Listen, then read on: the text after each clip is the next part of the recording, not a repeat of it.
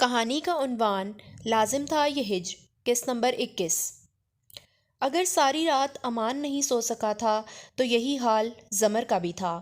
زمر اس کے آنے سے جیسے ایک دم ہی ٹوٹ پھوٹ کر رہ گئی تھی۔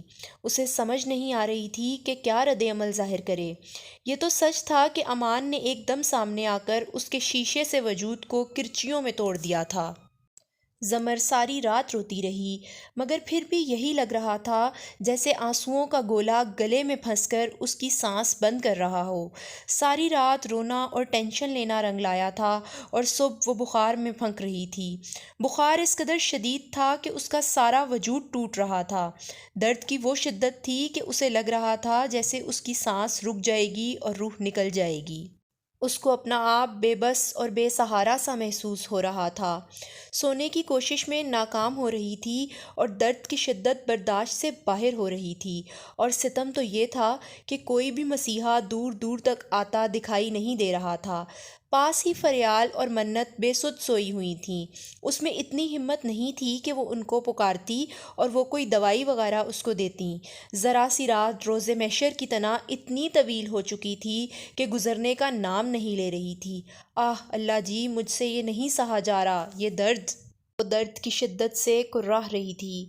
تبھی منت کی آنکھ کھلی۔ زمر؟ نیند میں ڈوبی آواز میں اسے پکارا تو زمر کو لگا جیسے اسے کہیں دور سے زندگی کی نغمہ سنائی دی ہو۔ منت، میں؟ وہ بہت آہستہ آواز میں بس اتنا ہی کہہ سکی۔ کیا ہوا ہے زمر؟ وہ تیزی سے اٹھ کر پاس آئی تو زمر نیم مردہ حالت میں تھی۔ منت نے اس کے بازو پر اپنا ہاتھ رکھ کر گویا بیماری کی نوعیت معلوم کرنے کی کوشش کی۔ زمر، تم تو بہت تیز بخار میں پھونک رہی ہو۔ او میرے اللہ! وہ ایک دم پریشان ہوئی تھی۔ فریال اسے سمجھ نہیں آ رہی تھی کہ کیا کرے، تو حواس پاختگی سے اسے پکارا، جو گدھے گھوڑے بیچ کر سکون سے سو رہی تھی، جیسے دوبارہ اٹھنے کا ارادہ ہی نہ ہو۔ فریال! کیا ہوا ہے منت؟ اس نے فریال کو جھنجھوڑا تو وہ ہڑبڑا کر اٹھی۔ یار، زمر کو بہت تیز بخار ہے، کچھ کر، اس کا وجود آگ کی طرح گرم ہے، کچھ کرو۔ کھانسی ہو گئی تو فریال کی بھی نیند جھٹکے سے بھاگی تھی۔ تیزی سے اٹھ کر چیک کیا تو بس عجیب سی بے بسی اس پر بھی چھا گئی۔ تم اس کو ٹھنڈے پانی کی پٹیاں کرو، میں امی کو بلا کر لاتی ہوں۔ وہ سنجیدگی سے ہدایت جاری کرتی ہوئی باہر کی جانب بھاگی تھی، جبکہ منت نے فوراً الماری کھول کر کاٹن نکالی اور جگ میں سے پانی باؤل میں ڈال کر اس کے ماتھے پر پٹیاں کرنے لگی۔ تھوڑی ہی دیر میں سب اس کے ارد گرد جمع ہو گئے۔ امان بھی غیر معمولی اور غیر متوقع شور کی آواز سن کر باہر آ گیا تھا۔ کیا ہوا ہے؟ اس نے فریال کو پریشانی سے زرد پڑتا دیکھ کر سوالیہ نگاہوں سے دیکھا۔ بھائی، وہ زمر کی طبیعت کافی خراب ہو گئی ہے۔ وہ اتنا کہہ کر تیزی سے اس کے کمرے کی جانب بھاگی، جبکہ امان نے لب کھینچ لیے اور سوچنے لگا کہ آیا وہ اس کے کمرے کی جانب جائے یا رہنے دے۔ جانے کیوں اپنا آپ مجرم سا محسوس ہونے لگا تھا۔ اسے اتنا تو علم تھا کہ یہ بخار ایک دم کیوں ہوا تھا۔ اسے اس لمحے سے نفرت ہو گئی تھی جب اس کی ڈائری پڑھی تھی۔ نہ وہ یہ ڈائری پڑھتا اور نہ ہی اسے کسی مسئلے سے کوئی سروکار ہوتا، پھر بھی وہ ہمت جمع کرتے ہوئے اس کے کمرے میں چلا گیا۔ کمرے میں سب شدید پریشان تھے۔ ابھی شام میں تو چنگی بھلی تھی، یہ ایک دم سے بخار نے کیسے حملہ کیا؟ زمر کی والدہ نے انتہائی پریشانی سے کہا۔ ہاں نا، میں بھی حیران ہوں کہ ایک دم کیا ہوا ہے۔ منت نے پٹیاں کرتے ہوئے ایک دن امان کی طرف دیکھا، جو تھوڑی پر ہاتھ رکھے کسی گہری سوچ میں گم کھڑا خاموش تماشائی کا کردار بخوبی سر انجام دے رہا تھا، اور منت کو اس اچانک بخار کی وجہ جیسے ایک دم سمجھ آ گئی تھی۔ ایک دم نئی فکر لاحق ہوئی کہ کہیں دماغ پر ہی نہ اثر پڑ جائے۔ میرا خیال ہے ہمیں زمر کو ہسپتال لے کر جانا چاہیے۔ منت نے اپنی پریشانی چھپاتے ہوئے فوراً رائے پیش کی۔ نہیں بیٹا، مائیوں بیٹھی دلہن کو نہیں لے کر جاتے۔ پھپھو نے فوراً نفی میں سر ہلایا۔ لیکن پھپھو، اس کی طبیعت کافی زیادہ خراب ہے، خدا نخواستہ حالت بعد میں قابو سے باہر نہ ہو جائے۔ فریال سے اس کی یہ تکلیف دیکھنا ناقابل برداشت تھی۔ وہ نہیں چاہتی تھی کہ شادی والے دن تک وہ مزید نڈھال ہو جائے۔ بیٹا، یہ بدشگنی ہے، بخار کی دوائی دے دیتے ہیں تو ٹھیک ہو جائے گی۔ چچی جان دواؤں کی ٹوکری اٹھاتے ہوئے آ گئیں۔ آپ لوگ کیا کر رہے ہیں؟ بغیر چیک اپ کے کیسے دوائی دے سکتے ہیں؟ اس کی حالت تو دیکھیں۔ وہ بے ہوش ہے اور آپ لوگ اپنی حکیمی جھاڑ رہے ہیں، کمال ہے۔ ماموں جان مجھے گاڑی کی چابی دیں، ہسپتال لے کر جاتے ہیں۔ امان نے اس کو ایک نظر دیکھ کر انتہائی سنجیدگی اور قطعی انداز میں کہا تو کسی کی بھی سوال و جواب کی ہمت نہ ہوئی۔ عبید صاحب اور تبسم بیگم نے بھی فوراً اس کی بات سے اتفاق کیا۔ امان بیٹا، تم گاڑی کیسے چلاؤ گے؟ میرا مطلب ہے تم نے عرصہ دراز سے پاکستان میں گاڑی نہیں چلائی تو اب مشکل ہوگی۔ ماموں کو دو، وہ کرتے ہیں ڈرائیو۔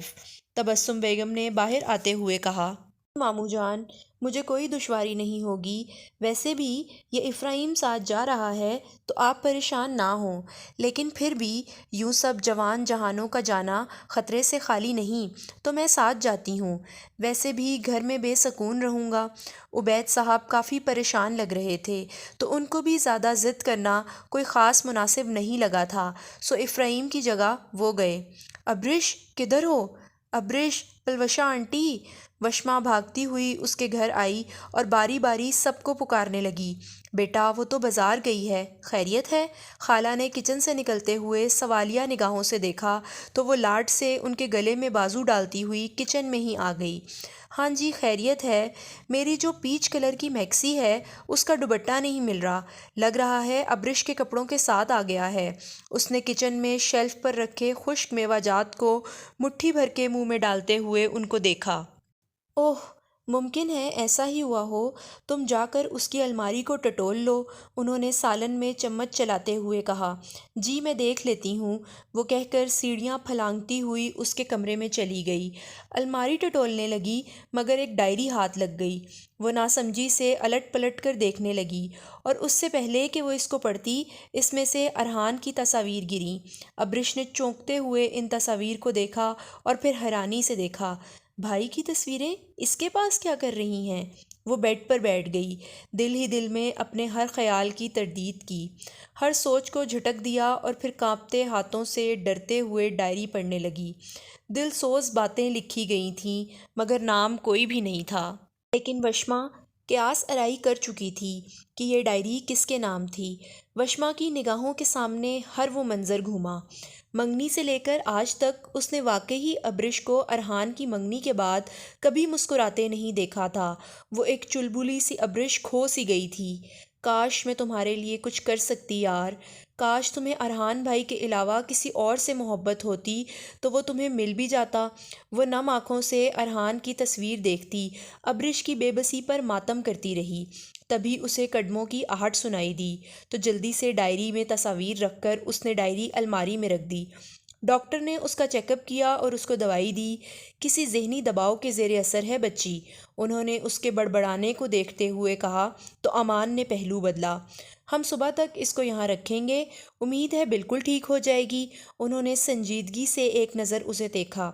بیٹا تم گھر چلے جاؤ، وہ لوگ پریشان ہو رہی ہوں گی، میں یہیں پر رہتا ہوں۔ لیکن ماموں یہاں ضرورت پڑ سکتی ہے میری۔ امان ان کو یوں تنہا چھوڑ کر نہیں جانا چاہتا تھا۔